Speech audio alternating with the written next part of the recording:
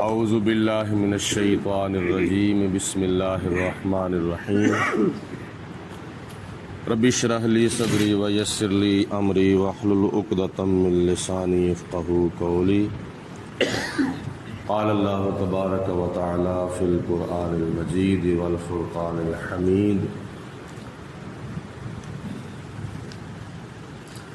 سورۃ توبہ کی آیت نمبر 9 سے سماعت فرمائیں۔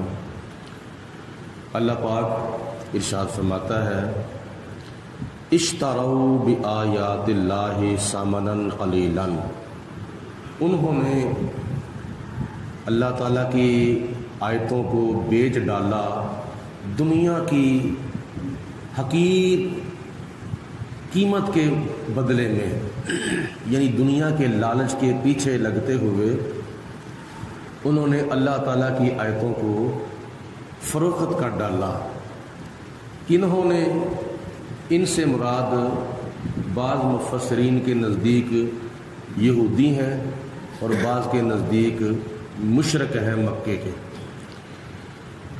کیونکہ یہودیوں کے پاس تورات تھی اور تورات کے اندر نبی پاک علیہ الصلوۃ والسلام کی صفتیں اور نبی پاک علیہ الصلوۃ والسلام کی آمد کے تذکرے تھے۔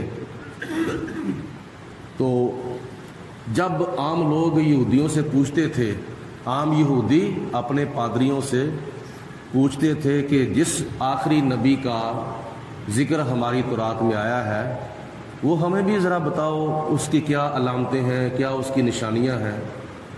تو یہودیوں کے جو پادری تھے وہ دجال کی نشانیاں بتا دیتے تھے، کہیں یہ ایسا نہ ہو کہ ان کی زندگی میں اگر آخری نبی تشریف لے آئے تو وہ دیکھ کر کہیں یہودیت کو چھوڑ کر اسلام قبول نہ کر لیں، تو وہ ان کو غلط فہمی میں ڈالتے ہوئے دجال کی نشانیاں بتا دیتے تھے۔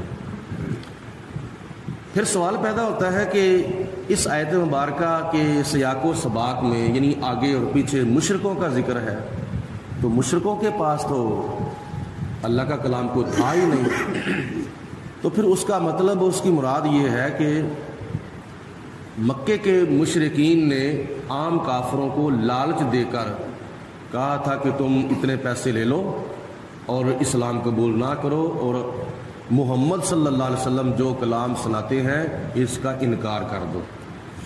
تو انہوں نے پھر دنیا کے لالچ کی وجہ سے اللہ تعالیٰ کے اس کلام کا انکار کر دیا جس کے اوپر ایمان لانے سے اللہ تعالیٰ نے آخرت میں بہت بڑا ان کو اجر عطا فرمانا تھا۔ تو دنیا کے لالچ کی وجہ سے وہ اسلام سے محروم رہ گئے۔ فصدوا عن سبیلہ، تو اس کے بعد وہ پھر لوگوں کو اللہ کی راہ سے روکتے تھے، مشرکین مکہ یعنی دوسرے لوگوں کو اسلام قبول کرنے سے روکتے تھے۔ انہم ساء ما کانوا یعملون، بے شک وہ اس کے علاوہ بھی بہت برے اعمال کیا کرتے تھے۔ تو ان میں سر فہرست ان کا برا عمل یہ ہوتا تھا کہ وہ قسمیں کھا کر توڑ دیتے تھے، وعدہ کر کے وعدہ خلافی کرتے تھے۔ لا یرقبون فی مؤمن، وہ کسی مومن کی رشتہ داری کا لحاظ نہیں رکھتے تھے، لڑتے وقت یہ نہیں خیال کرتے تھے کہ یہ ہمارا رشتہ دار ہے لیکن یہ مسلمان ہے تو اس کو چھوڑ دیا جائے، نہیں، وہ کسی مسلمان کی رشتہ داری کا بھی خیال نہیں کرتے تھے مشرک لوگ۔ علم ولا ذمہ، اور نہ ہی وہ اپنے کسی وعدے کا لحاظ کرتے تھے۔ وَأُولَٰئِكَ هُمُ الْمُعْتَدُونَ، اور یہ لوگ وہ تھے جو بڑے سرکش اور بڑے ضدی اور حد سے بڑھنے والے لوگ تھے۔ فَإِن تَابُوا، اے مسلمانوں اگر وہ توبہ کر لیں، شرک کو چھوڑ دیں، اسلام قبول کر لیں، اور یہودیت کو چھوڑ دیں، اسلام قبول کر لیں، وَأَقَامُوا الصَّلَاةَ، اور اسلام قبول کر کے توبہ کر کے پھر وہ نماز کی پابندی کر دیں، اسلام قبول کرنے کے بعد پھر وہ اسلام میں آ کر پھر وہ نماز کی پابندی شروع کر دیں، وآتوا الزکاۃ، اور ان میں سے جو صاحب نصاب ہیں وہ زکوٰۃ بھی ادا کرنی شروع کر دیں۔ فإخوانکم فی الدین، تو اب وہ بھی تمہارے دینی بھائی ہیں، وہ بھی تمہارے مسلمان بھائی بن چکے ہیں، اپنے کفر اور اپنے شرک سے توبہ کر کے تمہارے دین کے اندر آگے ہیں، تو اب وہ تمہارے دینی بھائی بن چکے ہیں، تو ان کے ساتھ بھی اپنے دینی بھائیوں جیسا سلوک کیا جائے۔ وَنُفَصِّلُ الْآيَاتِ، اور ہم یہ آیتیں تفصیل کے ساتھ بیان کرتے ہیں، لِقَوْمٍ يَعْلَمُونَ، اس قوم کے لیے جو قوم جانتی ہے۔ وَإِن نَكَثُوا أَيْمَانَهُمْ مِن بَعْدِ عَهْدِهِمْ، اگر وہ اپنی قسموں کو توڑ دیں اپنے معاہدہ کرنے کے بعد، وَطَعَنُوا فِي دِينِكُمْ، اور تمہارے دین کے اندر وہ طعنہ زنی کرے۔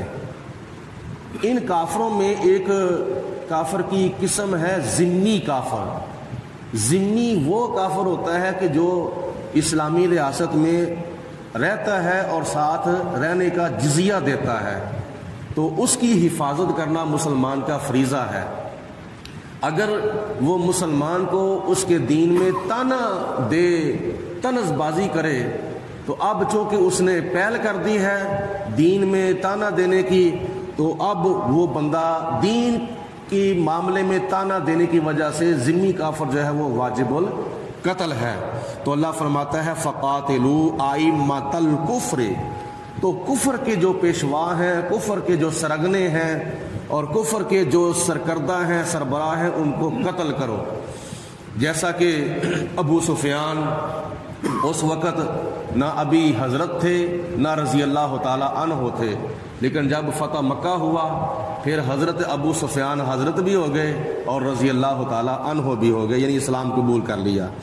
انہم لا ایمان لہم، اور ان کفر کے پیشواؤں کو فی النار کر دو، واصل جہنم کر دو، کیونکہ ان کی قسموں کا کوئی اعتبار نہیں ہے۔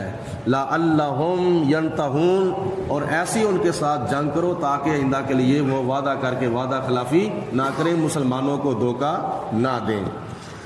الا تقاتلون قوما، کیا تم اس قوم سے قتال نہیں کرو گے، جنگ نہیں کرو گے، نَكَثُوا أَيْمَانَهُمْ، جنہوں نے اپنی قسموں کو توڑ ڈالا تھا، وَهَمُّوا بِإِخْرَاجِ الرَّسُولِ، اور جنہوں نے نبی کریم علیہ الصلوۃ والسلام کو جلا وطن کرنے کا ارادہ کر لیا تھا، ہجرت کی رات جنہوں نے نبی کریم علیہ الصلوۃ والسلام کو مکہ شریف سے نکالنے کا ارادہ کر لیا تھا، وَهُمْ بَدَعُوكُمْ أَوَّلَ مَرَّةٍ، اور انہوں نے تمہارے ساتھ زیادتی کرنے میں سب سے پہلے کیا نام ہے آغاز کیا تھا۔ أَتَخْشَوْنَهُمْ، اے مسلمانوں کیا تم ان سے ڈرتے ہو؟ نبی پاک علیہ الصلوۃ والسلام کو جلا وطن کرنے والوں سے ڈرتے ہو؟ کیا جنہوں نے پہل کی ہے تمہارے ساتھ زیادتی کرنے کی، کیا تم ان سے ڈرتے ہو؟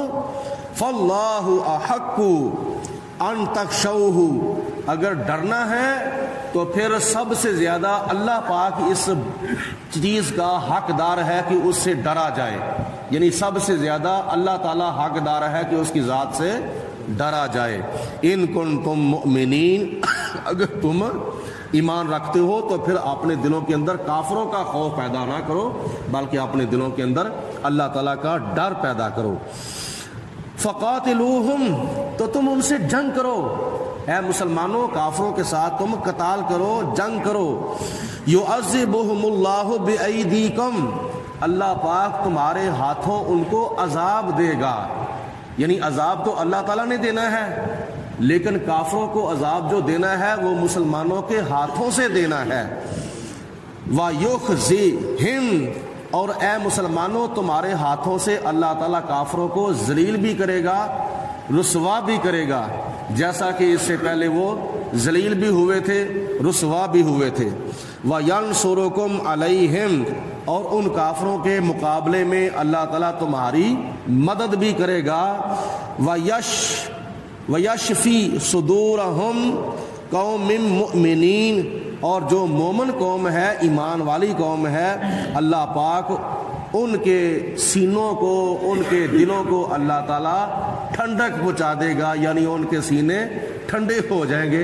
جب اسلام کا بول بالا ہو جائے گا تو ان کا مقصد پورا ہو جائے گا، وہ راضی ہو جائیں گے اور ان کے سینے ٹھنڈے ہو جائیں گے۔ وَيُذْهِبْ غَيْظُ قُلُوبِهِمْ، اور ان کے دلوں سے اللہ تعالیٰ سارا غصہ لے جائے گا، یعنی ان میں کئی ایسے خوش نصیب ہوں گے جو کفر کو چھوڑ کر اسلام کو قبول کر لیں گے، جیسے فتح موقع کے موقع پر حضرت ابو سفیان رضی اللہ تعالیٰ عنہ کلمہ پڑھ کے مسلمان ہو گئے، بڑے بڑے ان کے سربراہ جو تھے۔ تو اللہ پاک فرماتا ہے کہ جن کی قسمت میں ایمان ہے، اللہ پاک ان کے دلوں سے، ان کافروں کے دلوں سے غصہ جو ہے وہ ختم کر دے گا، لے جائے گا۔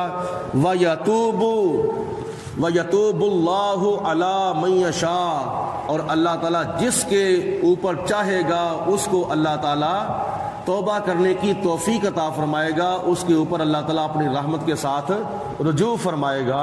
واللہ علیم حکیم، اور اللہ تعالیٰ بے حد جاننے والا بھی ہے اور بے حد حکمتوں والا بھی ہے۔ آگے مسلمانوں کو مزید اللہ پاک نے خطاب فرمایا ہے، ام حسبتم، اے مسلمانوں کیا تم نے یہ گمان کیا ہے، ان تترکو، کہ تمہیں ویسے ہی چھوڑ دیا جائے گا، یعنی تمہیں کیا نام ہے امتحان کے اندر نہیں مبتلا کیا جائے گا، یا تم سے جہاد کا کام نہیں لیا جائے گا؟ کیا تمہیں یہ گمان ہے کہ تمہیں ویسے ہی چھوڑ دیا جائے گا، اور تم نے جو کیا نام ہے سمجھا ہے کہ یہ ہمارا دین صرف کلمے تک محدود ہے، یا نماز تک محدود ہے، یا روزے تک محدود ہے، یا حج تک محدود ہے، یا زکوٰۃ تک محدود ہے؟ یہ بھی اسلام کے ارکان ہیں، لیکن کبھی کبھی اسلام کا چھٹا رکن بھی آ جاتا ہے۔ عام طور پر تو اسلام کے 5 رکن ہے، کلمہ، نماز، روزہ، حج، زکوٰۃ، یہ عام طور پر 5 اسلام کے ارکان ہیں، لیکن کبھی کبھی اسلام کا چھٹا رکن بھی جو ہے وہ آ جاتا ہے۔ وہ کون سا رکن ہے؟ وہ جہاد ہے۔ اللہ پاک نے ارشاد فرمایا کہ اے مسلمانوں کیا تم نے یہ خیال کیا ہے کہ تمہیں بغیر جہاد کے ہی کیا نام ہے دنیا کی زندگی گزارنے کا موقع دے دیا جائے گا؟ وَلَمَّا يَعْلَمِ اللَّهُ الَّذِينَ جَاهَدُوا مِنْكُمْ، اور ابھی تک اللہ پاک کی ذات بابرکات نے ان لوگوں کو ظاہر نہیں کیا جنہوں نے کامل طریقہ کے ساتھ اللہ کی راہ میں تم میں سے جہاد کیا تھا۔ وَلَمْ يَتَّخِذُوا مِن دُونِ اللَّهِ وَلَا رَسُولِهِ وَلَا الْمُؤْمِنِينَ وَلِيجَةً، اور ابھی تک اللہ پاک کی ذات بابرکات نے ان لوگوں کو بھی ظاہر نہیں کیا جنہوں نے اللہ اور اللہ کے رسول کے سوا اور مومنوں کے سوا کسی کو اپنا رازدار نہیں بنایا۔ واللہ خبیر بما تعملون، اور اللہ تعالیٰ تمہارے سارے کاموں کی خبر رکھنے والا ہے۔